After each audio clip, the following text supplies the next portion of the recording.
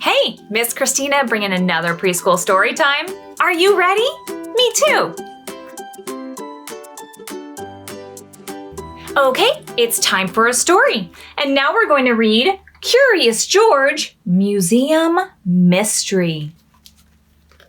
It was a big day at the museum. A new dinosaur skeleton was going to be displayed. George was always a curious little monkey, and he was especially curious about dinosaurs.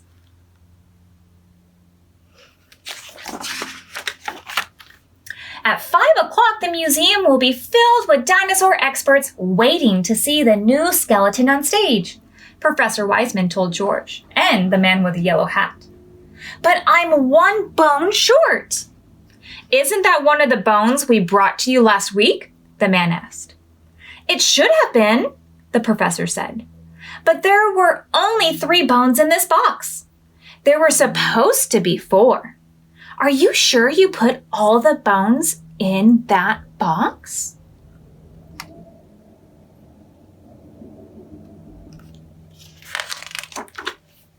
George remembered that their friend, Mr. Quint, had been visiting and taking pictures. They could look at those photos to solve the mystery of the missing bone. And he and his friend went home to look for the pictures. George found Mr. Quint's photos of his visit to the city. There were 2 pictures of the man with the box. Look, George, the box was too full to close at home, but it was closed tight when we reached the museum, the man said. That means there was less inside when we dropped it off. We must have lost the bone somewhere along the way.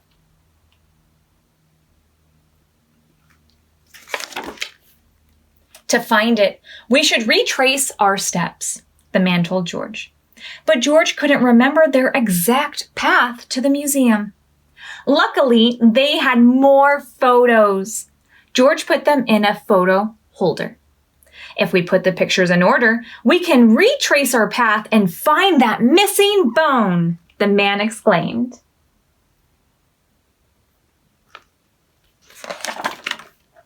George thought the first place they'd gone was Chef Spaghetti's restaurant for soup. They went to Spaghetti's and got him the picture Mr. Quint had taken. Looking at the photo closely, Spaghetti noticed a clue. There's the box right next to your bag from the market. George hadn't noticed the bag.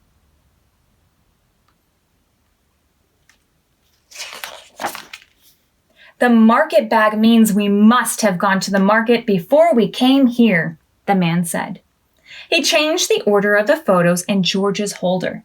So the picture from the market came before the picture of Spaghetti's.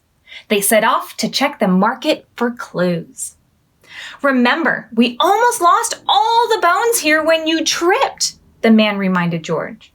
But George, being a quick little monkey, he caught all 4 of them in the box. Still 4 bones, the man with the yellow hat said.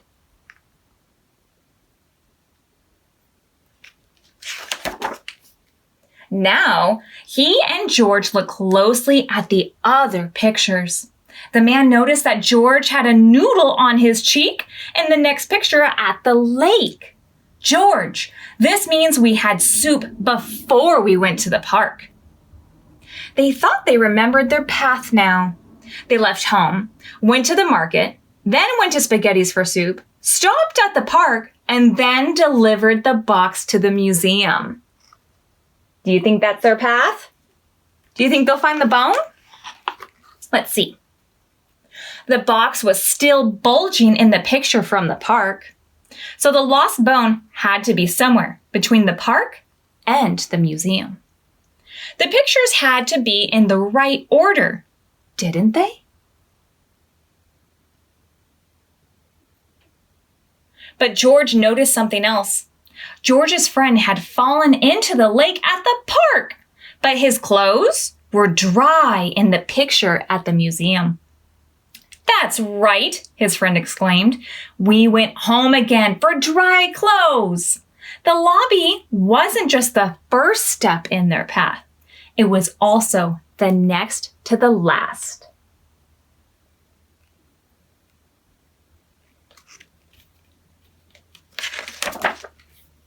They hurried back home to ask the doorman if he remembered anything.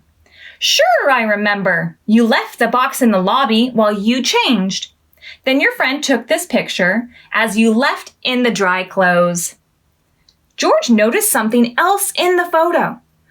What was that white blur under the chair with the doorman's dog? George went to find Hunley.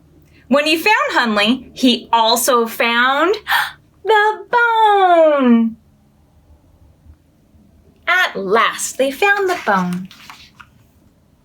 They had the missing bone, but it was almost 5 o'clock.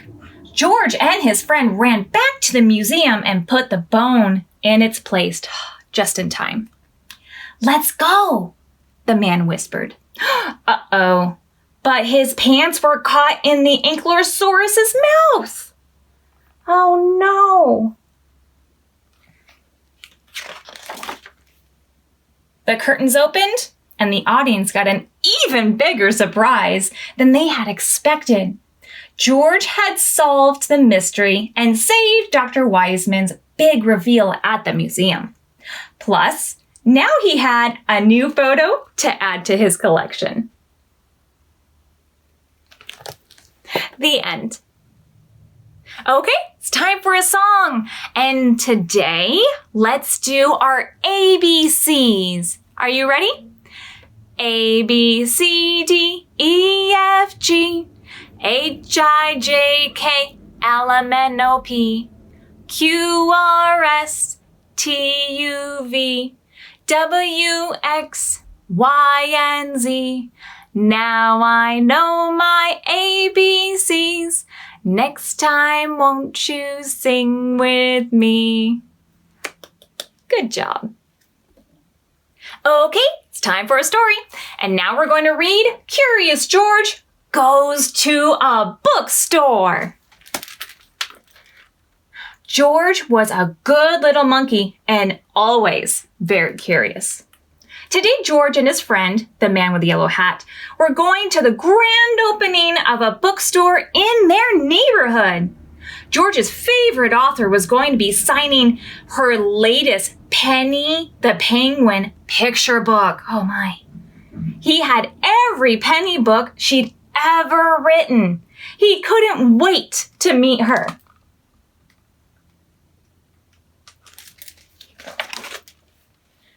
When they arrived at the bookstore, they found a long line that zigzagged between the bookshelves.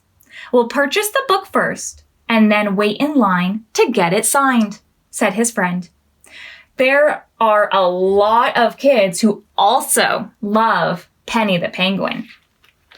The line inched forward and stopped, inched forward and stopped. George climbed onto his friend's shoulders and tried to take a peek at the author, but he was small and she was hidden by the crowd. Do you think you can see her?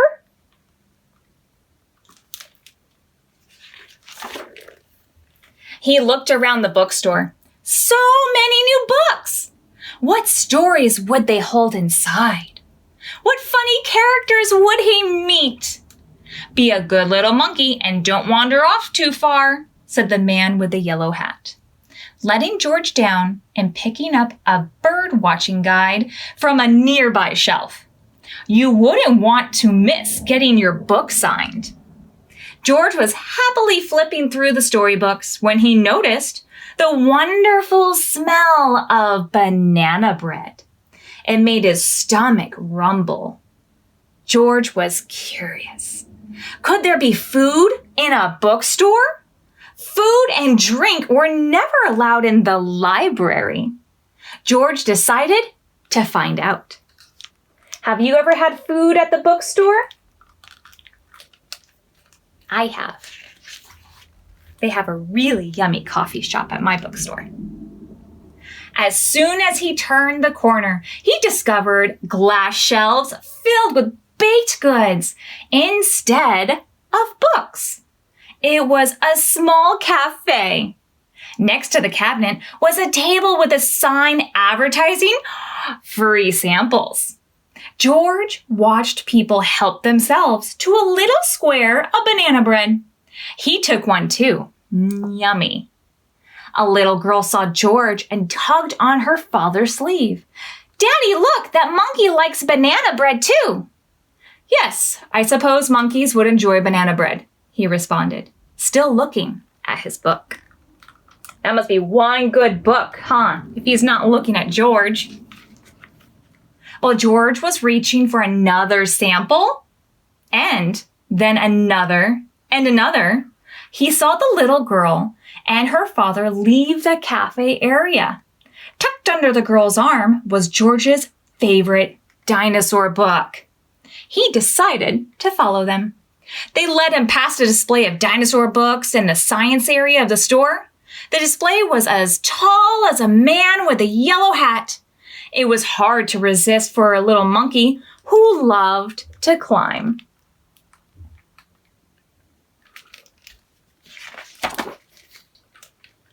George climbed onto the first tier. With so many books to look at, he wasn't sure where to start.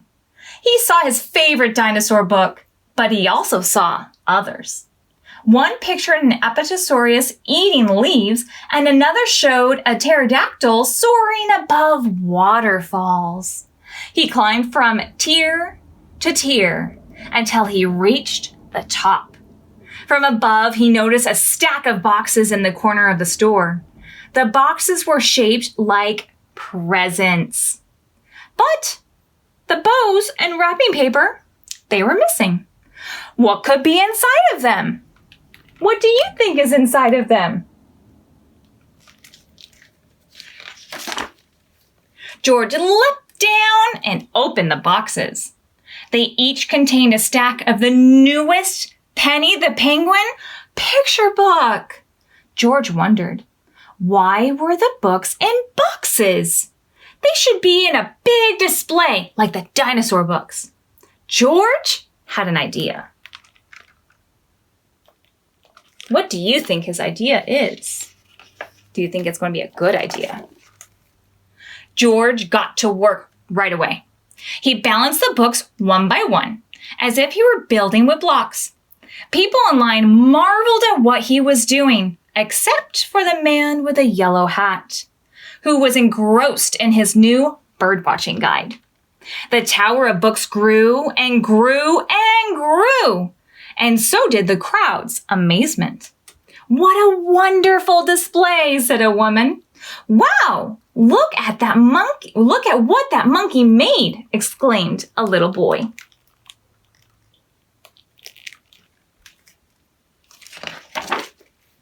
Stop! Shouted a nearby bookseller. You shouldn't have opened those boxes. But George was having too much fun to notice. From the top of his display, George looked down and finally saw the bookseller, the manager, and the man with the yellow hat peering up at him. The monkey opened all our boxes for the signing, complained the bookseller. Uh-oh, do you think he's in trouble? He might be in trouble, huh? The manager smiled at George. He certainly did. And now we don't have to. I think his tower of books is a masterpiece. The manager asked George if he would like to help with the signing. George was delighted. He would finally get to meet his favorite author.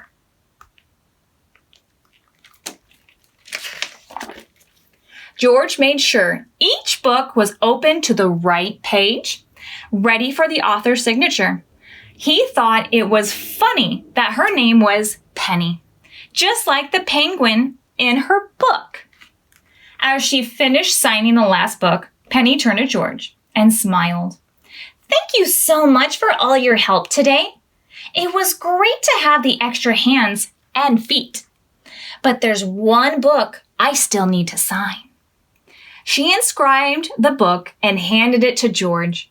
Inside was a note saying, "To my new friend George, keep reading."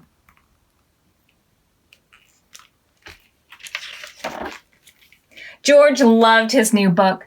It was special and one of a kind. He had such an adventurous day at the bookstore, he couldn't wait to visit again. The end. Okay, it's time for a song. And now we're going to do When the Ants Go Marching In, and we're going to go to number 5. You ready? The ants go marching one by one, hurrah, hurrah. The ants go marching one by one, hurrah, hurrah.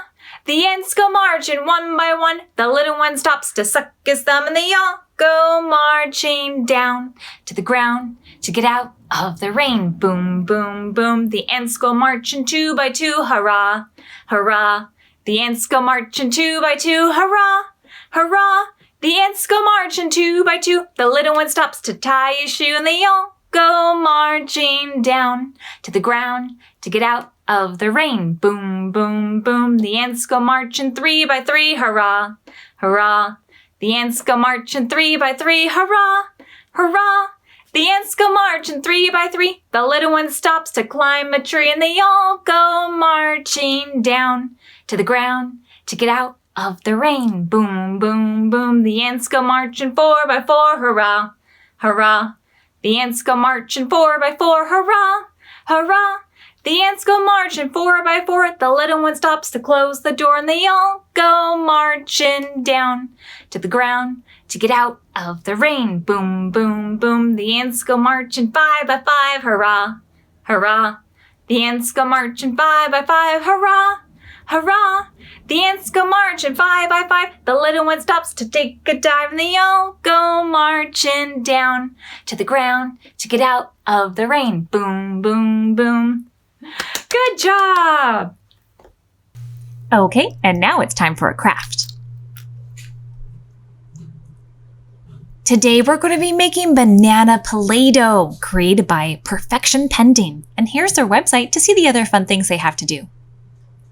Now, some of the things that we're going to need is 1.5 cups of flour, 1/2 cup of salt, 1 tablespoon of vegetable oil, 1 tablespoon of cream of tartar, and we're going to do 2 to 3 drops of yellow food coloring, and we're going to mix this all up with a whole cup of water.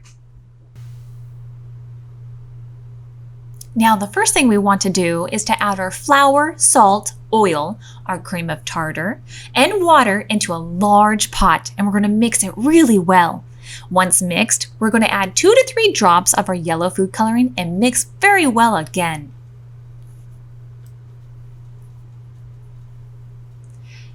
Now we're going to have an adult help us out. We're going to cook on medium-low heat and stir constantly until we get a thick ball of dough. Then we're going to allow it to cool down. And then we have our banana Play-Doh. Well, that's it for today, but don't forget we have so many virtual story times just waiting for you on our YouTube channel. You can also check out all of the additional e-media we have to offer at cityofcorona.com/library. We still have our Click, Park, and Pick Up, which of course is my favorite because it's so fast and so easy. And if you enjoyed today's video, be sure to give it a thumbs up and hit the subscribe button. See you next time!